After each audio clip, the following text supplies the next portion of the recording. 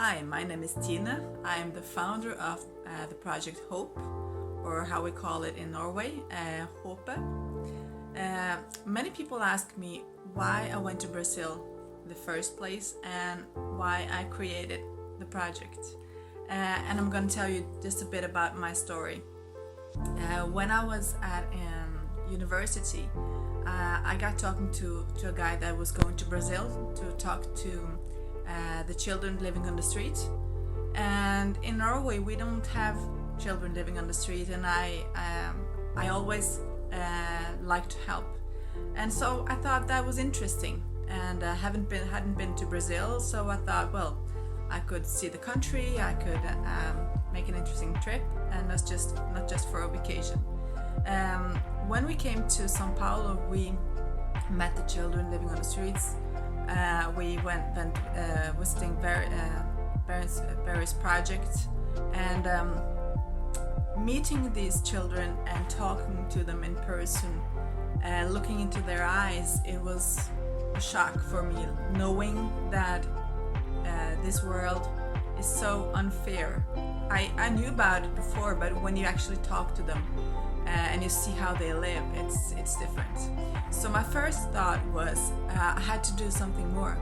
I had to do something to help, and my first thought was I want to be a volunteer. I want to start out helping. So I started working as a volunteer at an orphanage that I had visited the first time. I stayed there for 6 months. Then I had to go back to Norway and then back for more 6 months. And the last time that I was there, I was really thinking about what I wanted to do with my life. And to me it was really obvious that I had found my place. I found my mission in life, what I had to do. At the orphanage they had help from several other people, and I saw some things that I thought should be made different. Like many kids ask me, why didn't anyone help us before we went living on the streets, or why before we came living at the orphanage? So my thought was, we have to help their families. We have to help the families and the children before they go to the streets. So in 2003, I was 24 years old. I didn't have any money, but my aunt, she lent me some money to buy a small house outside Hapet, and I came back to Norway, worked for 8 months, just to save up the money to start the whole thing. Then I went back, I talked to the people close by. I got to know some really nice people, and we started out with 8 children, and today we have 100 children and adolescents and their families, so about 350 people that we help directly.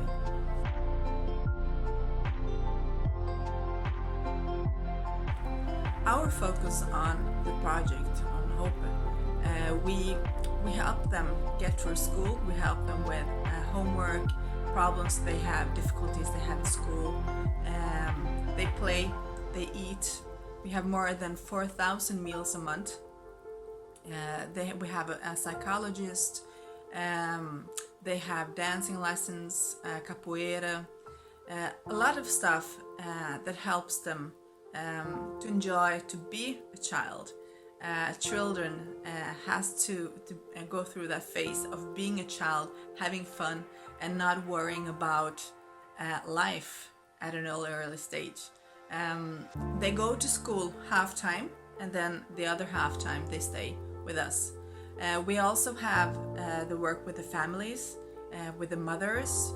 That is really important. If the family doesn't believe that their children can have a better life, it doesn't really help a lot to make the children believe it, because then they're going to go home, and then their family sometimes are going to laugh at them, because none of their family, their parents, their grandmother or grandfather has ever sometimes has not even been to school. So we have to make them believe that with our help, with their effort, they're gonna be able to have a better life.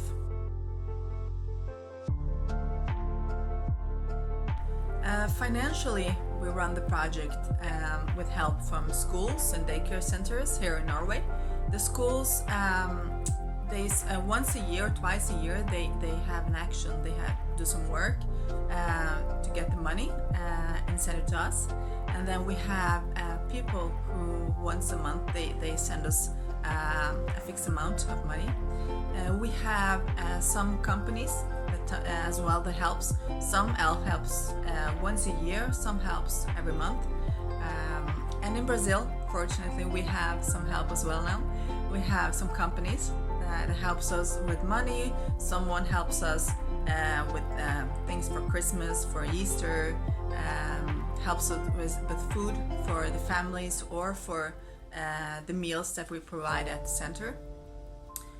We also have help from the government and some companies that once a year, it's like a competition. You send a project and asking for a certain amount of money, and if you are approved, then you receive this money normally to spend once a month and with buying stuff and paying some salaries,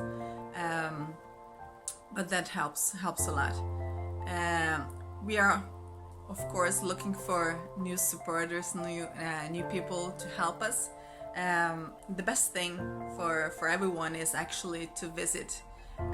Now during the pandemics, unfortunately we are not able to have a normal day at the project. We were able to open for a couple of weeks, and we are now anxiously waiting for opening up again. But now we are helping the families actually to survive with food. Most of their families are unemployed, and we see a lot of difficulties at various levels. So we are really, really grateful for all the help we can get. And if you have a chance to come and see us, to come and see the work, the place with yourself, I'm sure you're really gonna love it. Thank you so much for your attention, and hope to see you soon.